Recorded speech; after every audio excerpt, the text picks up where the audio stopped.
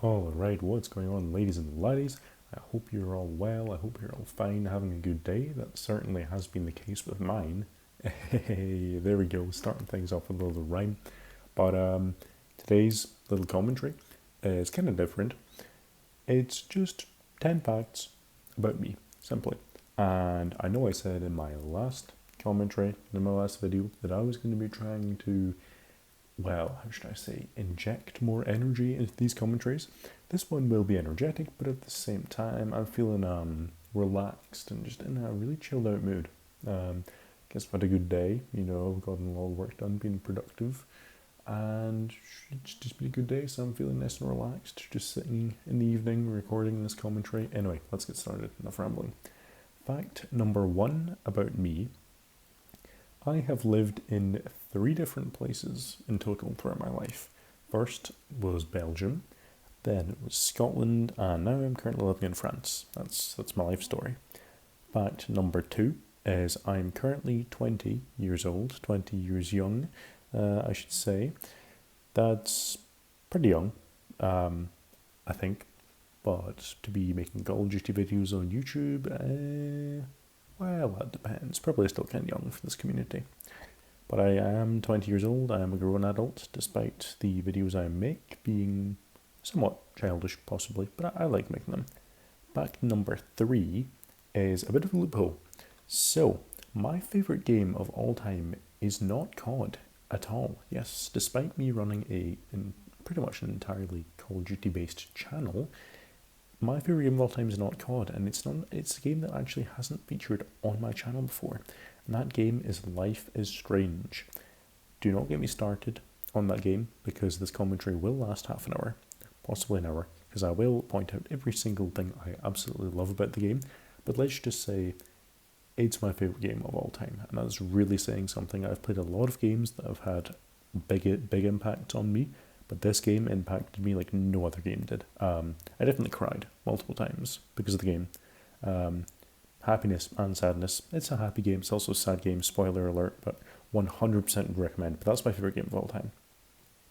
And speaking of favourites, I think now would be a good time to talk about my 3 favourite Call of Duty games in the series. As we know, it's a vast series. Ever since Call of Duty 1, the original in 2003, many a game has been released. Sometimes I forget to speak English. Sometimes that happens when I'm recording a commentary. You'll have to excuse that.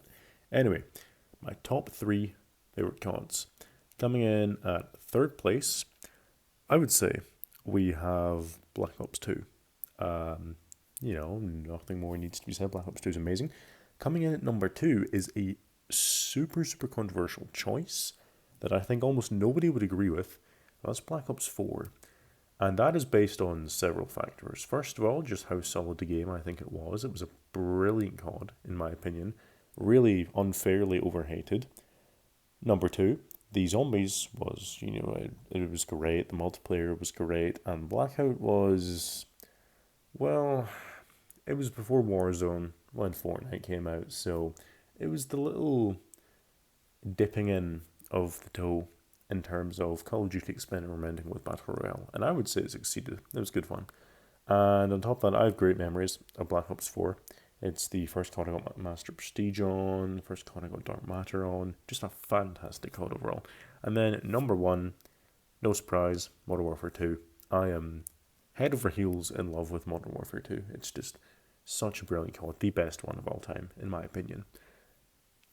And now, also another favourite of mine, I think now for fact number 5, I'll tell you my favourite map of all time. That's Terminal, but not just any Terminal. Terminal from MW2. Sure, it's been remade a few times, as I talked about in my top 10 COD maps of all time video. Wink wink, maybe go there and watch that after this. But yeah, Terminal, my favourite map of all time, is brilliant for free-for-all, search, TDM, demolition, literally any game mode you can think of. Terminal plays well for that. Number 6, another favourite. We're sticking with the favourites theme. My favourite animal is pigeons. I'm not going to get super in depth as to why, because once again, like with Life is Strange being my favourite game, If I were to give you every single reason, you'd be sat here or stood here watching this for like half an hour. But they are a super underappreciated animal. There are a lot of incorrect assumptions made about them. They are a lot smarter and, well, smarter and also more sophisticated than we give them credit for. Not to mention, they have been incredibly helpful throughout history. And they're just incredibly underappreciated birds. Plus, birds can be annoying if they're noisy or aggressive, and pigeons are neither. And I really like that about them. Number 7, the fact on this list, the seventh one.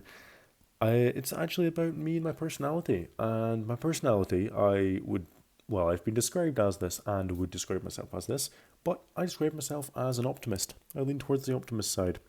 And I've been told that I have a happy and bubbly personality, which I would say is true. Sometimes I'm just kind of relaxed. I don't say much. I just kind of sit back and I'm just quite a tranquil person. And then other times I'm super, full of energy, super bubbly, and just bursting full of positivity, I guess. I would say that describes me pretty well, pretty well. Fact number 8 is about my origins, I guess you could say. So and my nationality. I am Scottish by blood. My parents are Scottish, but I am Belgian by birth location. As I mentioned in fact number 1, I've lived in Belgium, Scotland, and France. So, if you can deduce what I'm saying, I was born in Belgium, but to Scottish parents. So, in terms of nationality, depends whether you think that blood or birth location is the most important factor. But I think most people reckon blood. And fact number 9, my favourite food is chocolate. I am an absolute chocoholic, but I've loved chocolate ever since I first tried it years and years and years and years ago. And I still love it just as much to this day, honestly. I'm an absolute addict. So, well, when I say addict, I don't eat it an absolute ton. When I do, it's kind of difficult to restrain myself. But I do, because it's not good for you, but I love it. And fact number 10 is actually a fairly multifaceted fact. There are a lot of elements to this one, and it's my hobbies. In particular, some of my favourite ones include football, European football, gaming, obviously, skateboarding, language learning, swimming, and caving. And what I mean by caving is spelunking is the official term, but like nobody says that, no one knows what it is. So cave exploring. And the last hobby, which is fairly obvious because you're watching this on said platform, is YouTube and making YouTube videos. But a little fact that you may not know is if you go back to my earliest video, it's from like 3, nearing 4 years ago. However, this isn't my first rodeo in terms of YouTube. This is my first YouTube stint. I started YouTube 10 years ago, back in late 2014, early 2015. Well, not exactly 10 years ago, but approaching 10 years ago. Yeah, back in late 2014, early 2015, I was a YouTuber as well. I was like 11 years old, so the videos are pretty poor. But I did make YouTube videos back then, and I did put effort into them.